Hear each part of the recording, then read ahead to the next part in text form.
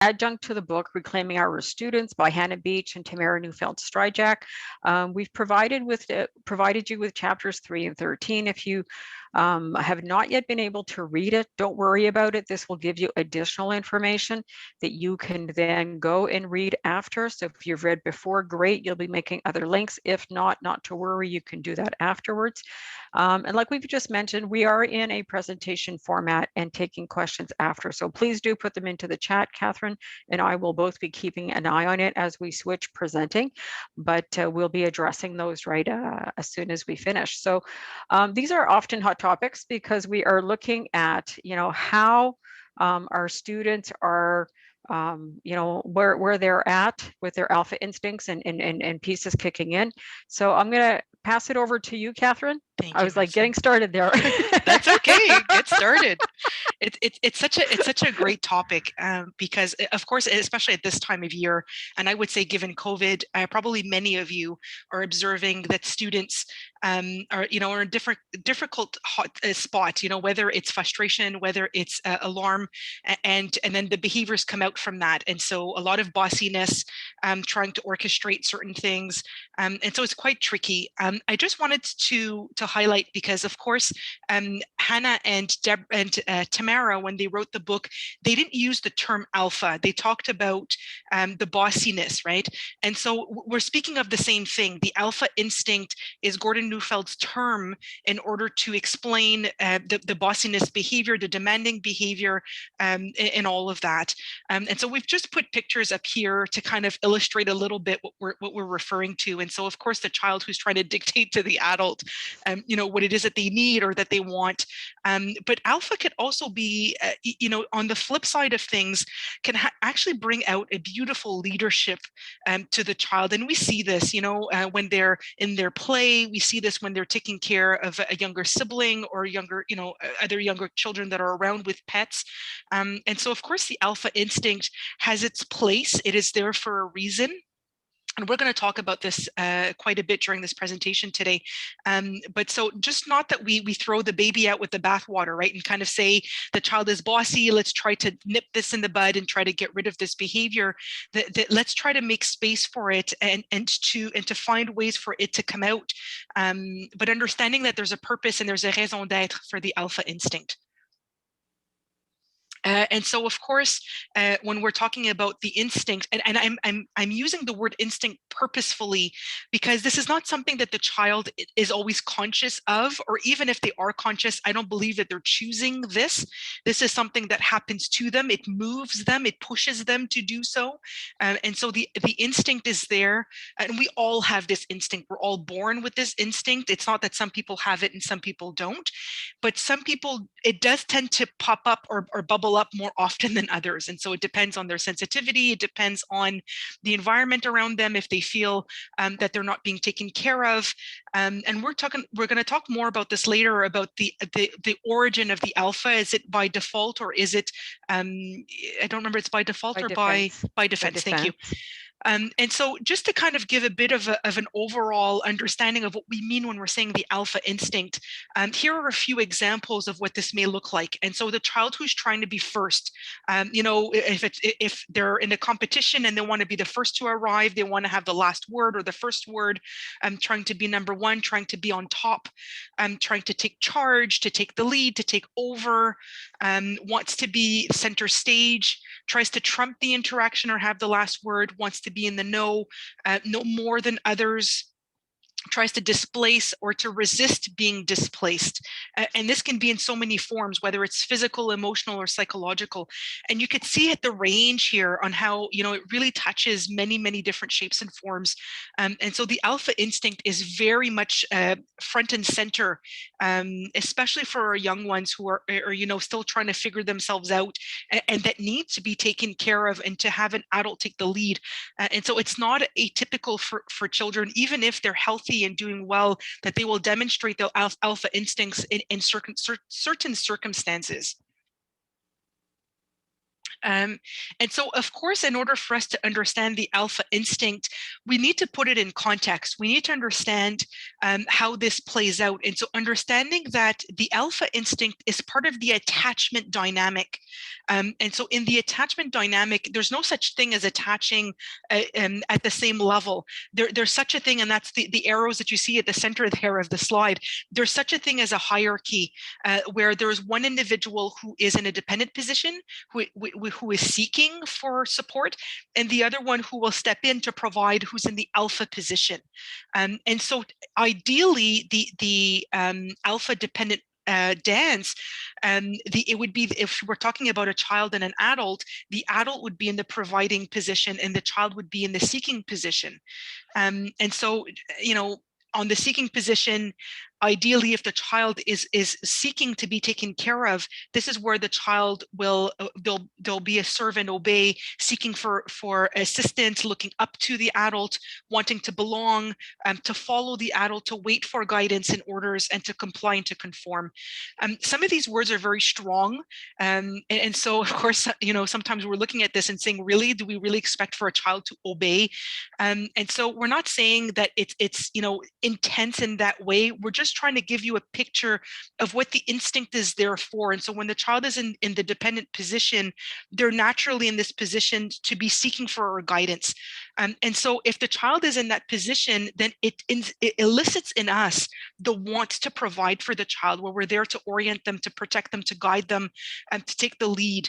And so ideally, in a good situation, in a dance that is healthy, you will see that the match will be there. But of course, this doesn't always take place. Of course, the child, especially an alpha child, will potentially be in the other position, and then there's, you see that there's kind of like a conflict there. There's a confrontation and wanting to be in that position of alpha. And please understand that this attachment dance is not just for child adult. This is in all relationships. And so even in couples, even in a working relationship with colleagues, you know, even if we're two adults, we take turns. And so, and you notice this, I think in a relationship where you feel more vulnerable, you allow yourself to be more vulnerable, we see more of that dance that goes back and forth, and we switch roles. And so just understanding that the alpha dependent dance, like I was explaining, is something that is hierarchical in structure. And so there's no such thing as attaching at an equal level. And where you actually see this very obviously as well is if you were to observe children play, you know, in an unstructured play, you see very quickly that they will set this up where one child will be in the alpha and one will be in the dependent. And so you see how nature is so strong and how it pushes us with our instincts to go into these dynamics. And so, of course, part of that is you know, wanting to pursue proximity. When the child is in a dependent position, they're trying to move instinctively to make sure that they can be taken care of, and the adult who's in the alpha position is there to take care of. And so the purpose there is for the attachment to make its space. And so, like I was saying, typically, and you see, I said this very quickly in the other slide, but ideally, typically, there's a calling forth in the both positions. And so there needs to be a complement there in terms of the dependent and the alpha. In certain roles, and it's not always like this, but it's a way for us to illustrate that in certain roles, ideally, the match would be such. So the parent would be the alpha, the child would be the dependent. With the teacher-student, same thing. Ideally, the teacher would be in the alpha position and the child be in the dependent. Same thing with doctor-patient, with coach play and the player, with the older and the younger sibling. But of course, it doesn't mean that this always takes place. It's in the ideal situation. And the other thing to keep in mind is that if the individual has any defenses that are there, that is defended against their own sense of caring and responsibility, then it makes it very difficult for the child to be in the dependent position and to allow for this dance to take place. And so this is where we get where children get themselves into trouble, because when they don't feel safe, when they don't feel taken care of, when, you know, think about trauma children, it is very vulnerable vulnerable and scary for them to allow to permit themselves to be in the dependent position. And so this is where all of these behaviors come out in circumstances like that. And so let's understand that being in the alpha position doesn't just mean that we are taking the lead and that we're dominating. Yes, it is part of it. It's part of our instinct to want to take the fourth and to take charge and to take care. But there's also the two other ones. So there's three pieces that come together. One is to move to take the leadership, but then the other one is also to assume responsibility. And so a good, healthy alpha individual is not there to take advantage of the other person who's in the dependent position. They are there to be responsible and to want to take care of the other individual who's in the dependent position. And so there's a sense there of concern. There's a sense there even of guilt when we're not doing a good job as an alpha provider, a remorse or sacrifice that comes with assuming responsibility. And so this is where, and I don't want to go too far into this because it's a whole other topic, but the alpha instinct is tied into the bully dynamic, and where an individual who end up moving into that place, what happens is that because of the defenses, they lose the sense of caring and the sense of responsibility, and then what's left is the domination, the dominance. And so just to kind of situate this for you.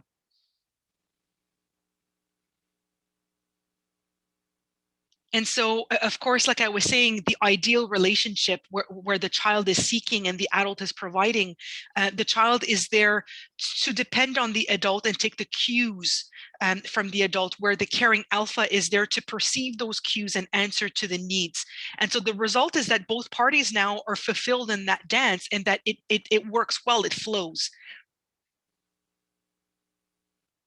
And so why is it that some children are moved by their alpha instincts more than others? What is happening there to trigger the alpha instinct? And so, like I was mentioning earlier, of course, the alpha instinct is something that is natural and that it has an intended purpose. And so it has its place.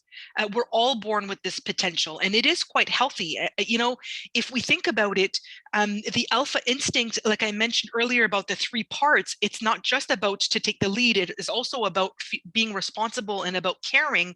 We want this in our kids. We want for them to have that sense of responsibility and empathy and wanting to take care of others. And so you can't have one without the other. They come as a whole. And so, yes, as they grow up and become a healthy, responsible adult, a caring adult, we want them to have all these attributes. And so understanding that there's a place for the alpha and that it is healthy to have the instinct in itself. And so where it gets tricky, like I mentioned earlier, is about the defenses. When the child gets stuck there, and that whether they've experienced vulnerable feelings that where they didn't feel safe and didn't feel comfortable, and that it wasn't a good experience for them to be in the dependent role, and that they're having a hard time trusting the adult, whether it's because they've been burnt in the past, or because of their anticipation, the fear of what will happen if I trust the adult. It can be either or. It's not because they've necessarily had bad experiences, but this is where the alpha instinct may take more of a stuck kind of position. And so, like I was mentioning about the defenses, you know, the places sometimes where we do see this happening is, for example, when a child is very sensitive or that has very intense emotions. And so for a child who's very sensitive to the point where it becomes overwhelming, this can take a toll on the sense of safety for the child, and where the alpha instincts may kick in. And so, for example, a child who's inherited sensitive genes, and this can be passed down, or that the child has gone through prenatal, the mother has gone through prenatal stress, and that has been passed down to the child, or birth trauma.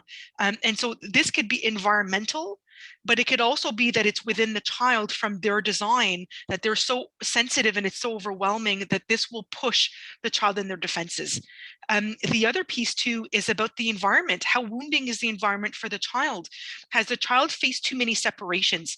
And separation is a term that could mean so many things, because it's about the child's interpretation of the situation, whether it's that, you know, mom and dad are not available to take care of the child because they have their own sets of issues, whether it's that the discipline has been so punitive that it has created a separation in the attachment with the child because they don't feel loved by their adults, whether the child is feeling too alarmed too intensely or for a chronic period of time, if there's a sense of shame or humiliation that has taken place. And I'm just naming a few, but just to give you a picture, you know, if you guys start thinking about your students and start seeing making the links there and saying, oh yeah, I've got a student who's so sensitive, and I could see how they would easily fall into the alpha instinct. And so, of course, for the child who's more sensitive, the more that they're sensitive, the more easily they're stirred up, more easily they're overwhelmed by experience, and this can evoke mechanisms of defense. Remember that an individual, and I see this in adults too, not just in children. I actually work in private practice as well, and I work with adults, and I see this. When you have you know, very overwhelming sensitivities, and you feel that your life is out of control, there's a need there to control life, to be able to balance out this sense of out of control experience. And so oftentimes I see the two kind of playing there. And where there's inherent vulnerability, which can lead to attachment problems, we've come to the realization that a child who's very sensitive and that has a hard time feeling vulnerable, also their attachments are tentative for them because it's scary to attach. The more you attach and the more deeply you attach, the more there is to lose. And so it creates a lot of distress in the child, in order to. Oh, I see my internet is unstable. Sorry about that. And so it creates a destabilization in the child where if they're having a hard time feeling safe in their attachments, then of course, if they don't feel taken care of, even though the adult is trying as best as they can, if it's not translating, then the child will try to take over. And I've seen this time and time again in private practice, where parents are very available for their kids, very loving, very present. And even though they are, the child still finds themselves in a very much stuck alpha. And so please remember that it's not because the child has a, you know, a very defended alpha, that it means that the adults are not trying. We need to be careful about that. It could just be that the translation from what the adults are trying to do and how the child is taking it, somewhere it's getting lost in translation. And again, for the sensitive child, they're more susceptible to getting stuck because adaptation is difficult, and they resist the tears. They resist to soften and they try to escape futility. They don't want to face what it is that's not working and to try to soften to adapt to that situation. So all of this is at play there. Oh, and so here's what I was talking about earlier about the alpha by default versus the alpha by defense. And so the main difference being that in the alpha by default, it happens when the adults do not assume an alpha posture or don't convey an alpha presence. And remember, like I said just before, it's not necessarily that the adult is not trying. Sometimes the adult is doing the best they can, but it's not translating in a way where the child is buying into it. And so that's one piece. And then in comparison, the alpha by defense is when it happens when it does not feel safe to depend. And so just to name a few examples on each side, you know, when the parents are reacting to their own background, and so they're so caught up with their own issues, they're having a hard time attending to the child's needs, where there's a weak or an inadequate parenting, where parents are parenting on demand. And so it's only when the child is being bossy that now the parent will respond to the child. Whereas on the other side, it could be in terms of abuse, in terms of bullying, being bullied by parents or by siblings, by certain parental practices that can exploit the child, and so forth and so on and so forth. And so when we're talking about vulnerability and about all of those feelings, as soon as the defenses are there, so many feelings, vulnerable feelings, can get stuck and can take a sideline where children will, what's the word? I have the word in French, engourdir. They will numb.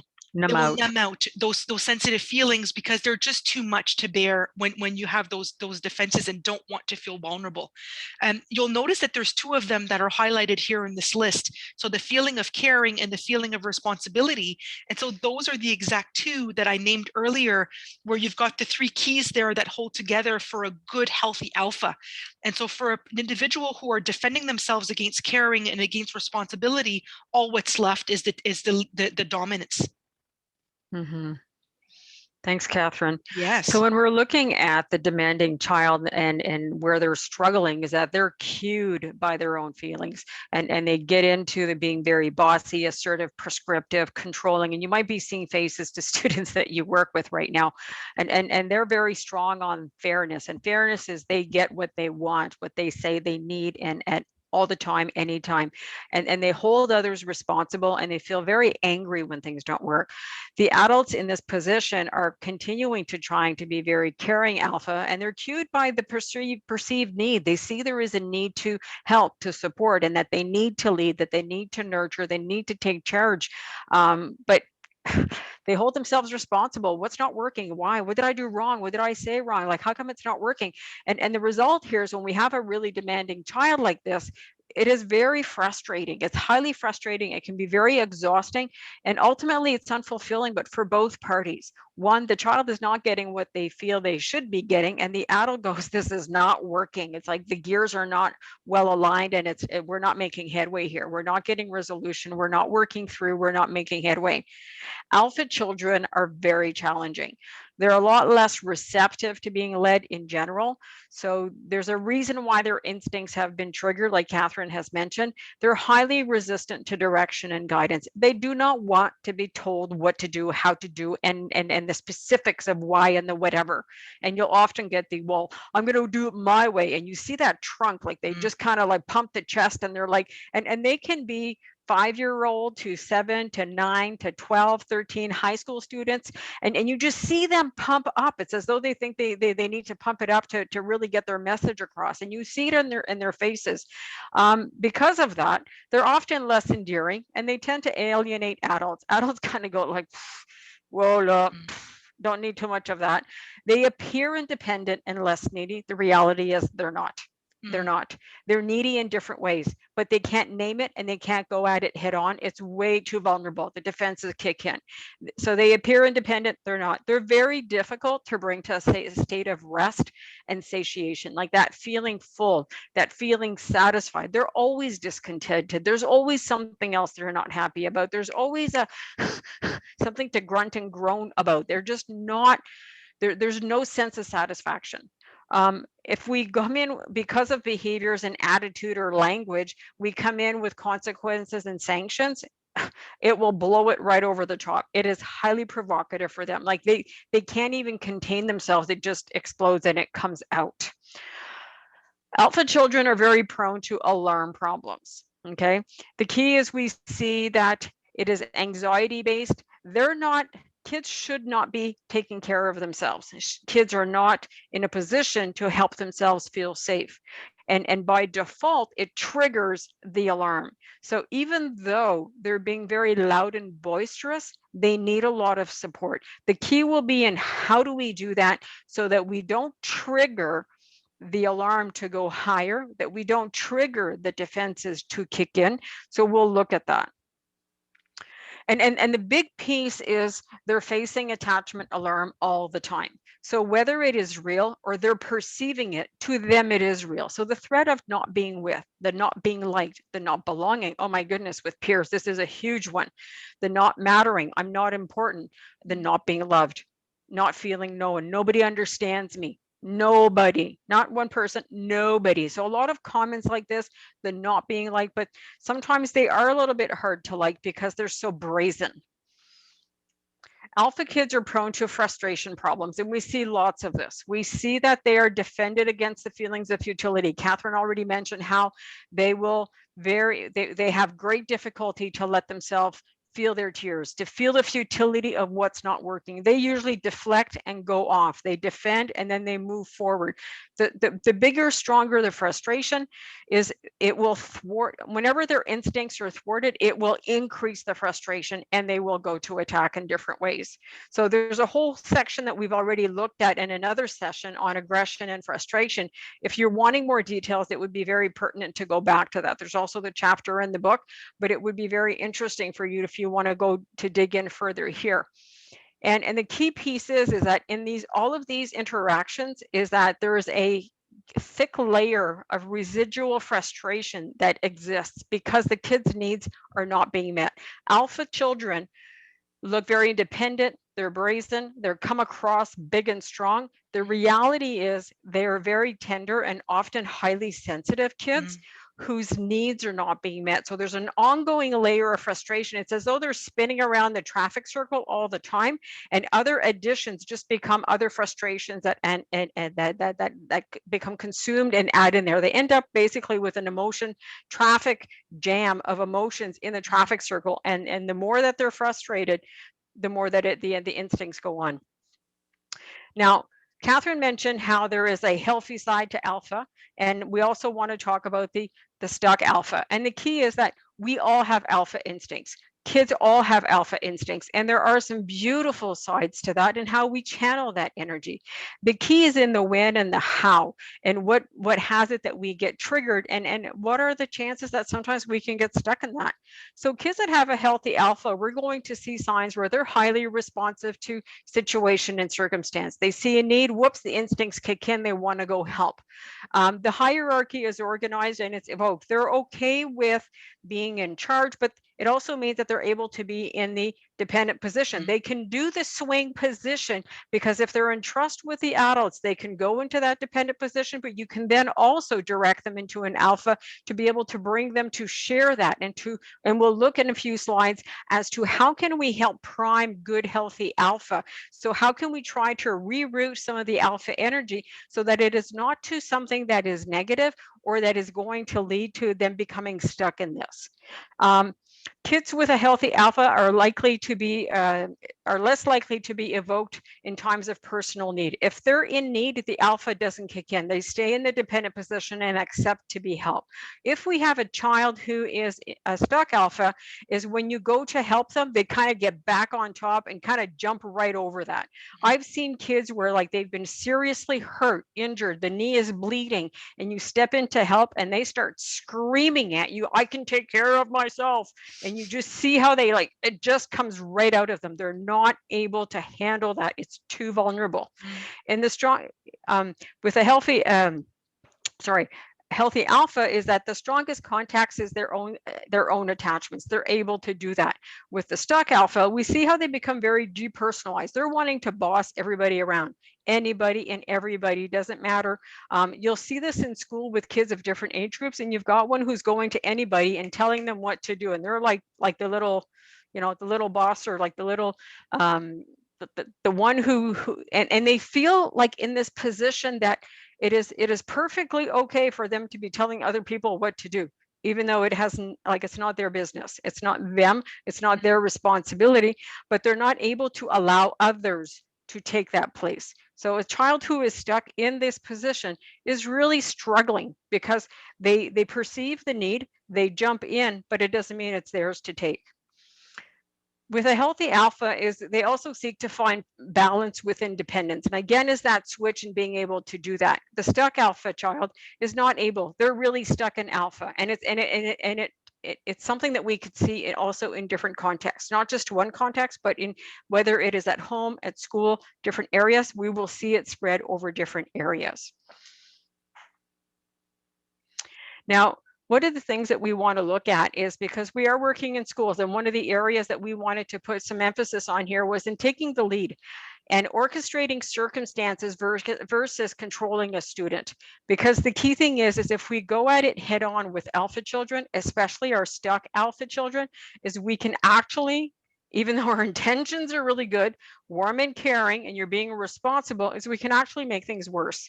So here are some of the pitfalls and things to be alerted to be aware of, and then we'll look at what are some of the best ways for us to be able to intervene and to be in the lead, but not be in a way like having that coercive feel to it for the students. So there are some myths. The myth is that we can actually control anybody. We can't. It's an impossible task. We can bring them into attachment and have them take our lead, and then they will follow. But if we're trying to impose control, it will not work.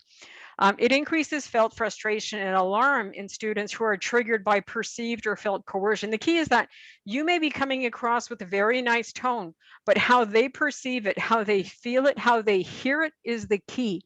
So you may have a very nice tone where other students, that's totally fine for them. But for this particular student, you've just ignited the fireworks. And then they're off in a different directions because their alpha instincts have been triggered and they're moving into it. So it means that we then end up having like an increase in pushback. These are the kids that they will push back, disconnect, I'm out of here, and they're literally turning around and walking away. Like easily doing this. If we up the ante by giving consequences, you need to look at me now, we will only lead to a more negative outcome.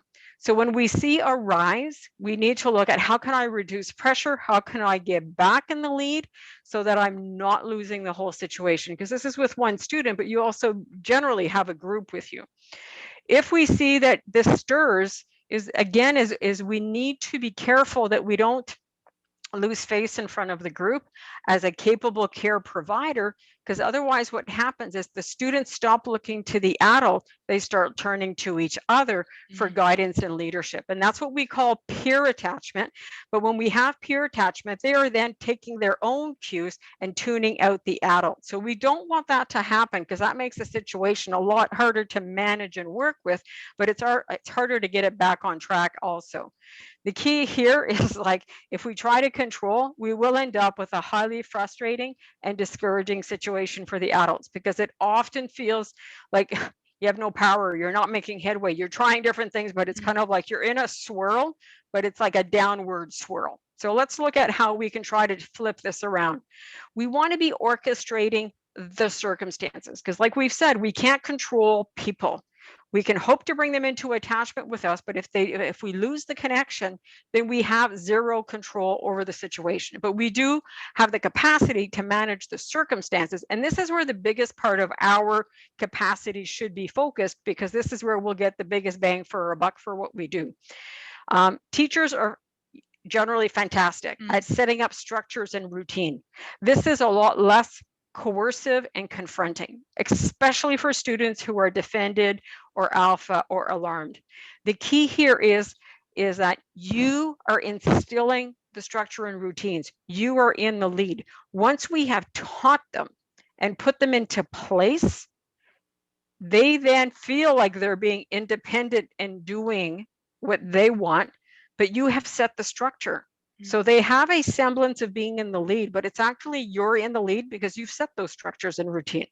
But it's not felt as coercive at any moment, any specific moment in time, that we can rely on that.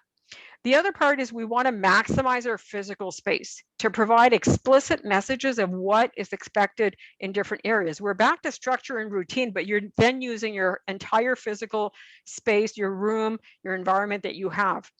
We want to rely on the structures and routine because that's where it's very subtle. You're leading the way, but it's very subtle. I want to give you an example that I have from a grade 5 teacher who had a group, very rambunctious. They're now Sec 1 this year. But when they were in Sec 5 and I worked with her for a handful of the students, I really appreciated all that was integrated in this one direction that she gave the group. It was, we're getting ready for work time. That she had already taught what was work time and how that functions. Please choose your preferred location. Ensure that you have all your work tools. You have 3 minutes to get into location. Remember, it's important that you choose the spot that works best for you. And then she'd say, there's 3 minutes on the timer. And you would see the shuffle, kids picking up their stuff, going to different areas of the room. This was a teacher who had alternate workstations and flexible seating options for students to choose from. Some kids stayed at their desk. Some kids went to tables, some kids but went by the windowsill, some went on the exercise bike, some went flat on the floor on foam tiles. It really depended on what was their need. And part of the work time parameters was also that when you get to a location and we start work time, the only person moving around is the teacher, because she is going to the different students to provide assistance. And yes, it took time to instill these structures and routines, but after a few weeks, it was beautiful to see it. There wasn't their rebuttal. Even the strong alpha kids in that group was like, well, miss, I'm choosing here today. Wonderful. That's a good spot for you today. Fantastic. If you need help, I'll come and see you after. But it was just, she was in the lead, but she knew that she couldn't assign specific spots, because then she'd get a whole bunch of fireworks from different kids. And then they'd end up using more time getting set up than actually any work time. So these were part of the structures that she put in, but it was beautiful to see in action. So there's a part where we can have a lot of structure, but it doesn't mean we're being military either. The kids had lots of choices and options within that, and they felt as a grade 5 students that they were being treated in a very mature way. What they didn't realize was the teacher had a lot of structure in there to help them look mature, to compensate until they got to destination. But it wasn't provocative. There was options, there was space.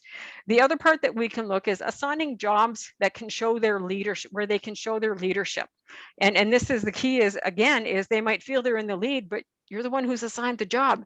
So you're technically still in the lead because you've given that permission or that option or that consideration.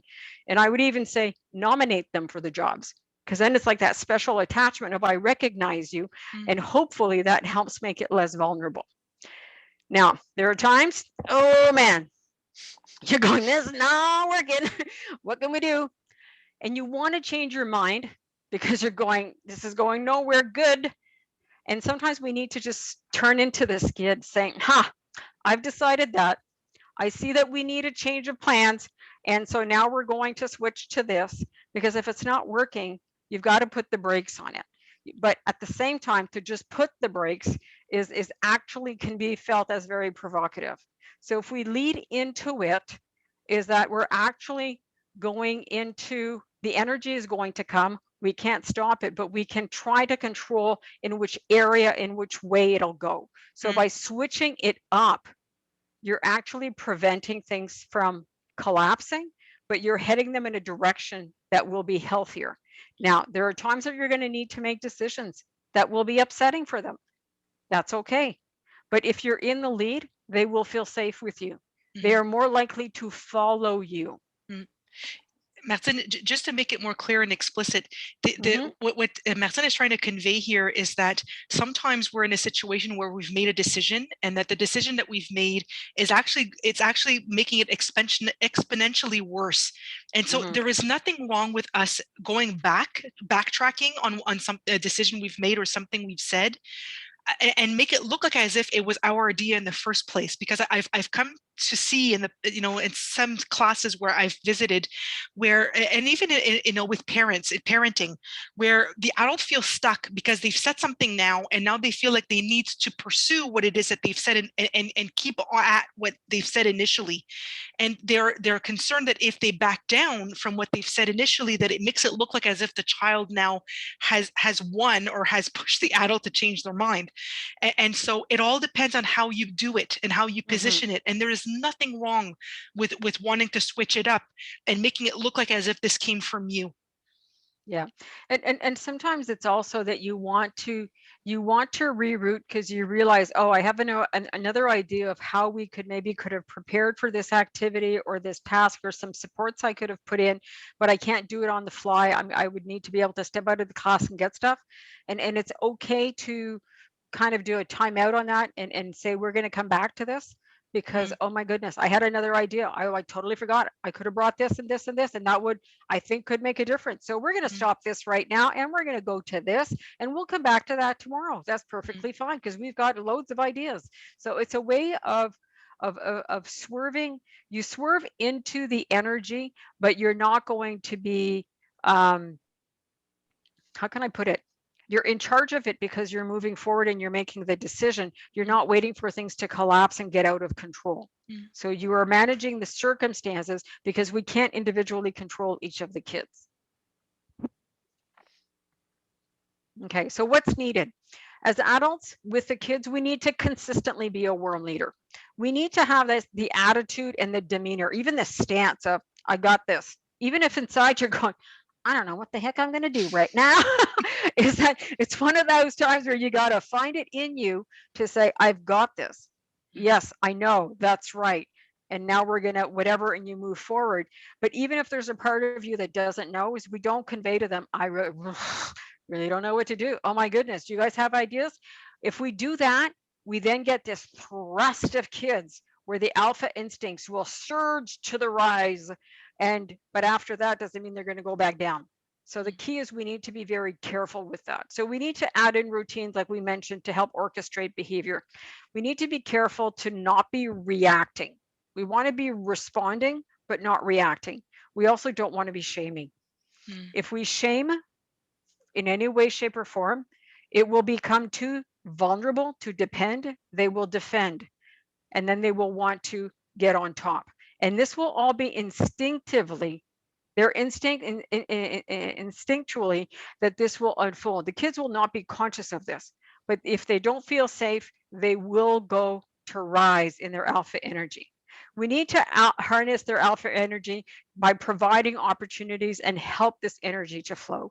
I love to see programs and activities and projects with teachers of different age groups. Now, I know this year with COVID, this has been like out of the picture, but if we can get back to this next year, it is delightful. I love to see the reading programs. I love to see older kids helping younger kids in a cooking program, like any kind of, setting up, organizing games, activity games, all of those things, is that is a perfect opportunity to have them to be caring, like leaders and supporting. And for the younger kids, it's natural for them to be in the dependent position with older kids. It is not natural to be in the dependent position when they're two kids of the same age group in the classroom. That's when we'll have alpha conflicts where they both want to be in the lead. Even though one may have more capacity in a specific area and the other, it doesn't mean it can always be teamed together. We need to be very alert to that.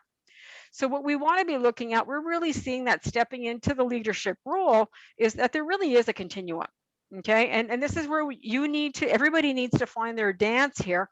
But the opposite ends are that on one side, at the complete loose end of it, is we have laissez-faire where children will decide what will happen when, that they're in the lead for everything, and the teacher is constantly asking, well, do you want to do this or that? Do you want to, do you think that's a good idea? But just watch the tone, like even the tone where we're kind of like, okay, well, then you can do that. No. Then we can get the other side where authoritarian, where it can be too much of a military style with no option for choices and opportunity and for them to share their words. So we need to be careful, or somebody who's really micromanaging everything, that's really like opposite end. So the key is being in the lead and seeing where you fit. But part of it is the kids need to feel reassured that you are in the lead, in the driver's seat, not in the passenger seat and not in the back seat. So being in the lead is, I'm in the driver's seat, I'm making decisions, I'm ready, and I'm moving forward. Now, does it always mean that we 100% feel that we always know where we're going? Not exactly, but that's all we can plan and prepare. Now, what do we mean? What do we see when alpha leadership is missing? Is that we'll see that the kids' alpha instincts will get triggered. They will seek to get on top. And what we need to understand is the instincts get triggered by what they perceive. So the key is we need to be very cautious that we're giving this very in control, in charge, warm, caring alpha energy so that their brains can be at rest. Otherwise, they don't feel safe, and it will provoke and fuel their alarm. Their brains will move them to fill the alpha void. So our kids that are most sensitive, that are prone to going into alpha, if they don't feel that there's somebody taking care of them, they will automatically step into this position. They'll become pushy, bossy, difficult to take instruction or to be guided. The other thing is that this is a very frustrating journey for them because others react to their commands. A student who in the class steps in and starts commanding others, others will get upset. And then we get a whole storm of energy going on. And that this can become progressively and increasingly more difficult to manage and teach. Because if you have a group that is rising like this, it will make situations very challenging. So being an alpha leader is vital. It's really something that we need to have. And when the adult is in the driver's seat, we're meeting their underlying needs. The students feel taken care of. They feel safe. It puts their instincts at rest. This is exactly what we want to see. It sets the conditions for them to be guided, to tolerate. And for some, this is really hard, to tolerate being in the dependent position. And the beauty of it is this is where it opens the gates for learning to unfold. That's where it can happen. That's where it can occur because their instincts are at rest. They're feeling taken care of. They're feeling safe. Appropriate venues to channel the energy. One of the areas that we can look at, I mentioned just before, like the organizing activities or games. This can be indoors, outdoors, the reading buddies I mentioned.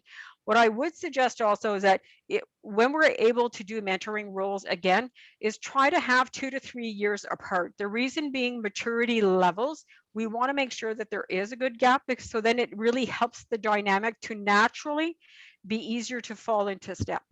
Having a teacher's helper, classroom helper, taking care of plants. Having plants is a great piece. If you're able to have a class pet, and I know there's some issues in some places, some say yes, some say no, so, but that's a piece. The other thing is that one of the ways that we can help our alpha kids is that if we know and see that they struggle during unstructured times, that this is where they often get themselves into trouble, is how can we orchestrate their schedule? And an example I can give you with the mail delivery to classrooms, I had a student a handful of years ago where this was a huge issue for him. And what we did is we hired him as the mail delivery, where the secretary, instead of putting the mail in the teacher's mailboxes, he at recess would go hand deliver to each of the classrooms. In the other pavilion, we had him do it in the morning before school started, because otherwise there was always issues on the playground. So what he got was, he was in the lead because he was in charge of the mail. But what he also got and didn't realize was all this adult contact and recognition that really helped to fill his needs. So there was a lot of appreciation there that really helped him along the way. Catherine? Yes, and so using play is probably one of the best ways in order to help kind of soften the alpha instinct. Because of course, when we are in the play mode, the adult is more warm, more inviting, and it really does make a difference.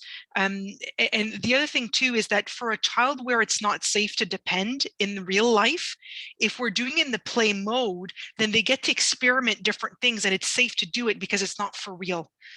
And so if it is not safe to depend, play provides the needed avenue to preserve and exercise the dependent instinct.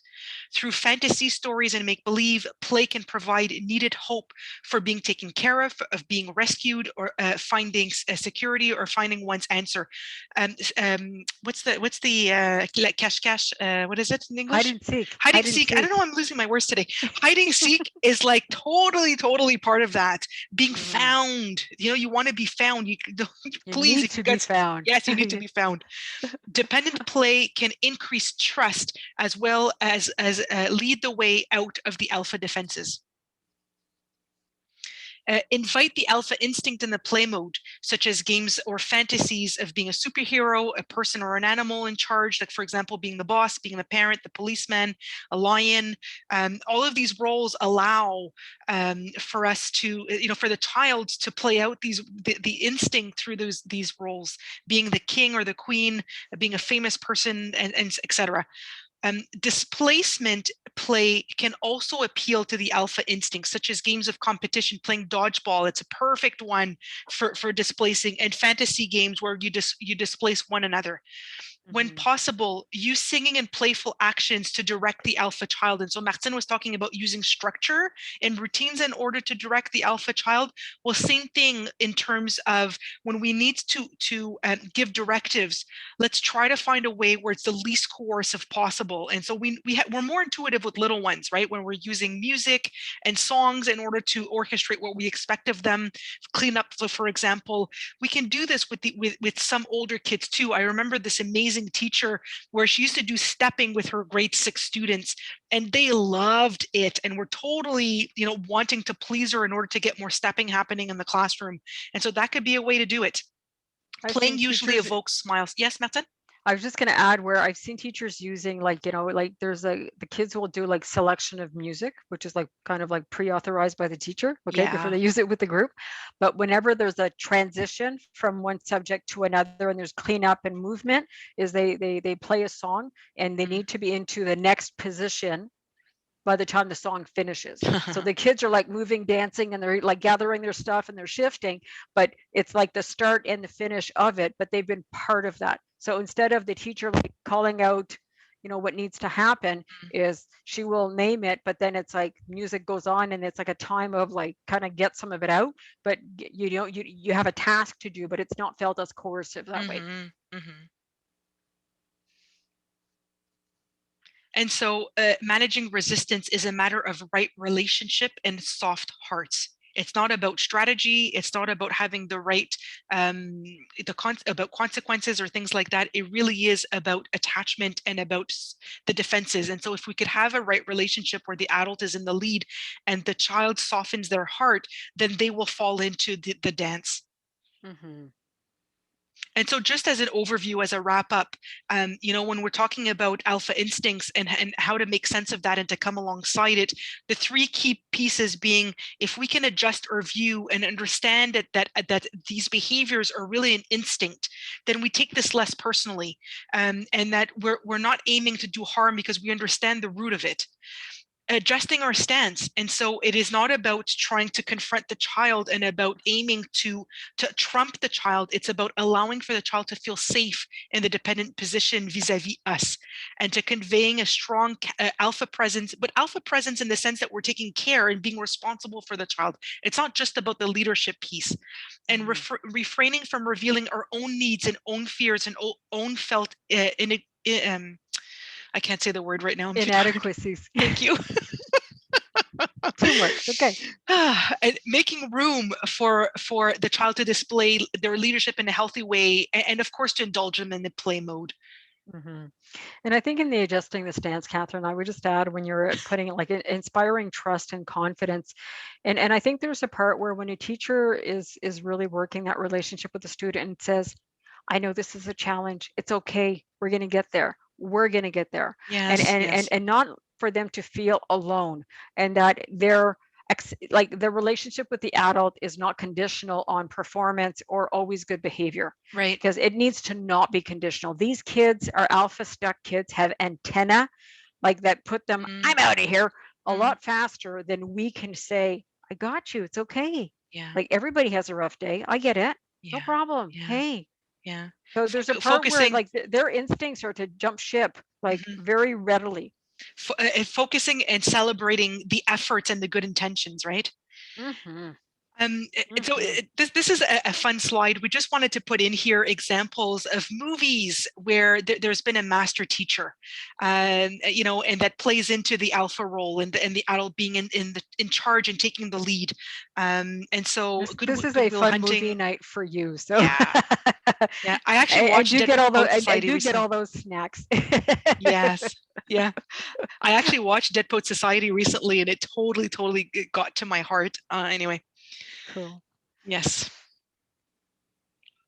Martine, given time, I'd like to answer questions. I just want to say really quickly that we do have a section on our website, the Center of Excellence website. You've got the address here, www.cbm.ca.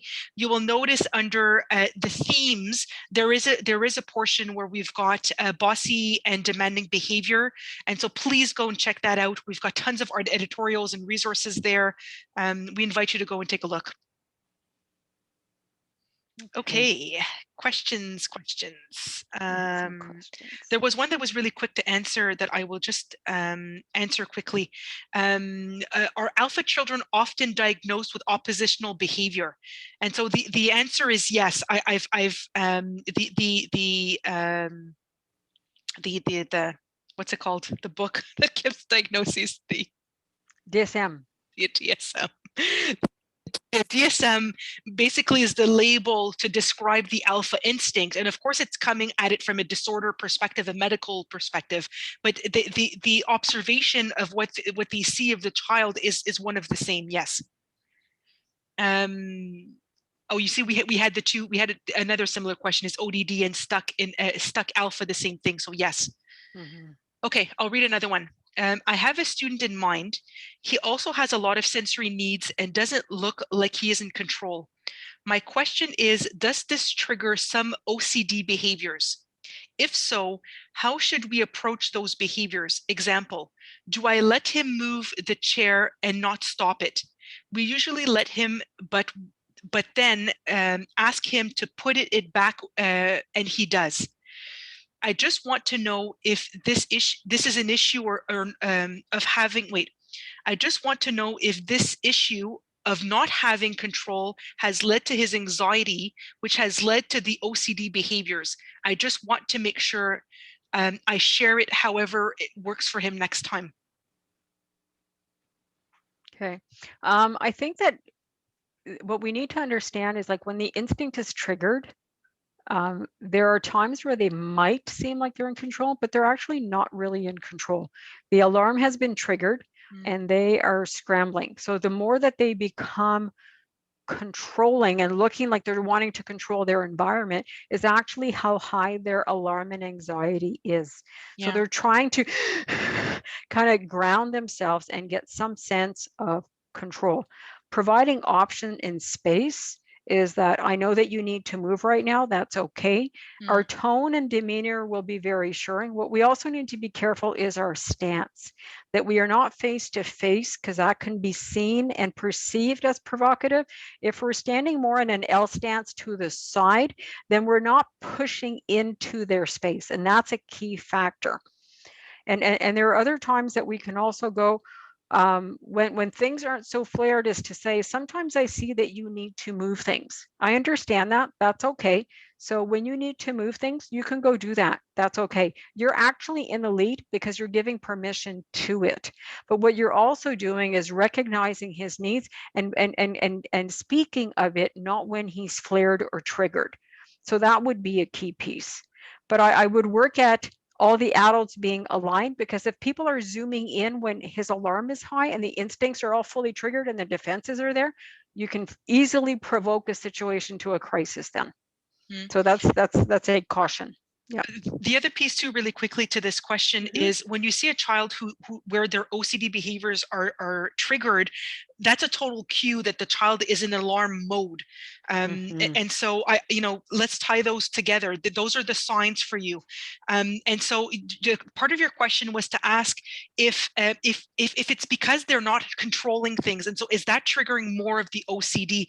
I would actually say that it's not quite like that. It's not direct in that way. Yes, kids will try to take control, but it doesn't mean that if they succeed to control, that they will feel more safe. It's actually the opposite. Alpha kids, when they're trying to take control, ultimately underneath, the vulnerable child that's there doesn't want the adult to hand over the control. They want to feel taken charge of, and that's what helps them feel safe. And so even though the child is trying to get at that, it doesn't mean that we give them all of the leeway to do so. I think that we need to make sense of what is realistic and what is needed in this place, and that we're answering to the child's needs rather than answering to the child's demands. That's what I would say. Okay, another question. Can you repair a relationship of two alphas, teacher and child? The teacher has taken on the role of it's my way and you need to do as you are told. Lots of detention in this class. Definitely an alpha a stuck child. So well, can you repair that? Well, I think there needs to be, the adult needs to take the lead in being able to see the dynamic and understand the dynamic and be able to look at how can we put structures and routines so that we are not being face-to-face coercive and looking at what's not working. And the more that a child is triggered, that will make it really hard for them to be able to do things. Unfortunately, detentions will not help the situation, and relying just on role to put pressure is not going to be the source of support that's going to help. I think the other part is to say, can we provide some reprieve so that we can kind of step back and then be able to come back and try to rebuild the relationship? Because the relationship needs to be worked, but it might be that both the teacher and the student need a break from each other to then be able to come back and say, how can we make this work? That the teacher is the leader of the class, and he or she is a student in the class, and what are some parameters? Like, it depends on the age of the child, how the language would go, but there's a part where we need to, and we can also see where can we have that child have a lead on something, that they can feel that there's some lead piece that they can have, but it would only be because the adults have provided a lead piece. So I think there's a part where the relationship needs to be repaired, but we need to stop the pushing like this, because an alpha battle will not lead to anything positive. What we also want is to work the situation, because we want a student to enjoy coming to school. And there's a reason why a student is so triggered. There's a reason why the adult is so triggered too. It's not fun to have kids not listening to you, but sometimes in our demeanor, if we do a little bit of a shift, there's a piece that we can really help a situation. But we also need to look at what is behind the scenes. What are the roots of the alpha issues with this student? So I think going back to some of the slides can be really helpful, especially if you're looking at the alpha by default, alpha by defense. I remember in being some meetings like last year and this year where we're going like, oh my goodness, we've got 8 items here. And we're going, no wonder. But when we understand that, we can also feel a softness for where the child is coming from. They're in survival mode. They're not outright trying to confront or go against. The instincts are triggered. Right. That makes a huge difference. Right. I know we're over time, but we've got a couple quick questions that can easily be answered. Somebody asked if we think there's a link between stress behavior and then the alpha coming out more. And so I say absolutely. Yes. When there's stress in the environment, of course, this will trigger for the child to feel unsafe and then trigger the alpha to want to control. Absolutely. That's equally applicable to adults. Oh yeah, of course. When things start to unravel in our life, think of COVID when it started and how there was, how did you need to have sense of control of different things, and you want answers like, excuse me, I want to know, I need to know. We get triggered too. So increased situations, more things coming at us. Yes, absolutely. Yeah. We have a student refusing to work with a particular adult. What should we do? I think there needs to be discussion as to what is not working. What are the adults seeing? What is the child verbalizing or able to verbalize? There needs to be some repair or some building of the relationship. And sometimes there are kids who are having somebody else help them in the class it's too vulnerable. They don't want to look like they don't know. They don't want to look like they're special and they need help. So there can be different variables, but I think it needs to be addressed in a very warm, caring way. If it's with a specific person, are there things that happen that the child is feeling, well, it's not safe? And what we need to understand is their perception, and it doesn't mean that the adult was not okay. It might have been something where the child took it the wrong way. We don't know. But there's a part where there could have been something, but I think there needs to be a little bit of stepping back and having some honest reflection about what was happening, and what is, like, how is the child feeling in this? The child may need help, but if he's not accepting it from that one person, there's generally a reason. So we need to look at that. And it's not out of judgment, it's out of intention to how can we get the help to the student? Because at that point, as they're feeling vulnerable, it's not working, the defenses have kicked in, we need some help to pave the way through. And there was another question that was in the same vein. So I'll pose one last one since we're already 5 minutes over. Does a behavioral plan seem like a reasonable source of support for an alpha stuck child? Depends what's in it. It depends what is in the plan. If it is felt anything coercive, it won't work. If it's a contract to be signed, I'm sorry, that's not going to work. They are going to react. There will be a huge amount of pushback, and because what that does is give the child the adult's agenda and what they need to do to get approval. Okay, so if the behavior plan, and I wouldn't even call it that because even that in itself for me triggers. Okay, so right away I'm like, yeah, what do you mean? But it would be to say, how can we support you? What are the different tools and strategies that we have available in the school that can be an asset for you? And are you willing to try some of these out with us? And let's learn and grow together. And it could be things from, I need a break from the class. Where can I go? Where is it safe? Are there spaces within the classroom that I can use? Is there a designated area? Do I have alternate workstations? But if we put the child, now it's going to look like I'm giving the kid the lead. Okay. If we put the child in the driver's seat of some choices, we are then looking to get their buy-in and to try things. But the key thing is the adults remain in the lead because you are the one offering the options of choice. And so this way is a coming alongside instead of being coercive. So we need to reduce the pressure with alpha children. We need to be working alongside because straightforward is too vulnerable and it will trigger defenses. It will trigger a lot of frustration. And sometimes it just goes woo, like really big, really fast. The other thing is we need to accept that not all days are going to go well. That if you've got 2 days that go really well, I'm going to say expect that day 3 can bomb because I'm sorry, you can't be good all the time and it can't work well all the time. It's the same analogy that we take when we do toilet training with kids. If you get 2 days without accidents, like don't expect that you're going to go 7 days, like a whole month without accidents. There will be accidents. Oh, well, so there's a difficult day. Oh my goodness, that's okay. We're here together. We continue. Hey, we're here till June. No problem. So there's the part of that unconditional support, walking alongside. I will be there. I will take care of you. I've got this with you, even if we don't know all the details.